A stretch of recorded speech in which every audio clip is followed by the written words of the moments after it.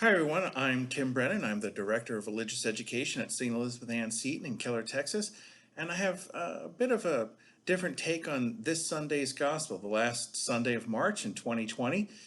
This might be somewhat different than you've ever heard because it's really an allegorical understanding of three Gospels shown through the story of the raising of Lazarus. You see, Jesus really raised three people from the dead, not just Lazarus.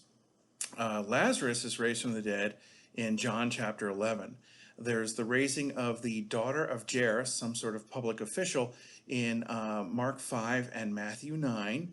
And there's also the raising of the widow of Nain's son in Luke chapter 7. We don't know their names. We just know the young man as the son of the widow of Nain, and in Luke 7. Augustine points out something really interesting here.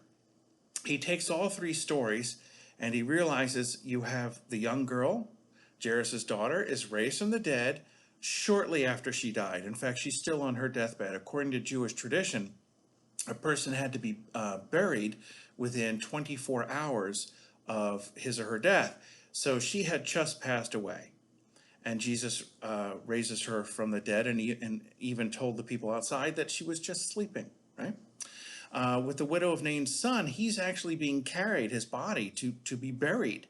And Jesus raises him from the dead right there in the street. And then you have Lazarus. Martha, the sister of Lazarus, warns Jesus when he orders the stone to be removed from the tomb so that he can get to Lazarus. She points out that he's been dead for 4 days and that there will be a stench, right? It was commonly believed that if someone has been dead for 3 days or more in ancient Judaism, that's when real bodily corruption would set in. Well, he's been dead for 4 days at this point, so everyone would have assumed that his body would have been seriously corrupted. Well, St. Augustine looked at the story this way. It wasn't just about three people being raised from the dead. He thought of Christ as raising people from the dead all the time, and not just the general resurrection at the end of time, but the idea that he was raising sinners from the dead by bringing them back from the ultimate penalty of sin. So Jairus' daughter, in his mind, represented the idea of someone who had just begun to taste sin, had maybe just begun to entertain the idea of sin, and Jesus rescues her.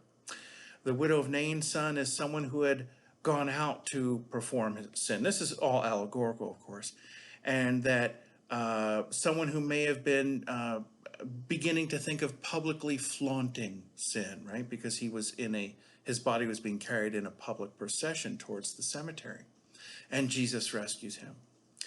And Lazarus could allegorically represent the idea of someone who's mired in terrible mortal sin unto death. He's so mired in it that not only is he dead, but he's dead to the point that bodily corruption and decay has set in, and there could be no way that he could be restored to life, even if you were a great scientist or a magician or whatever.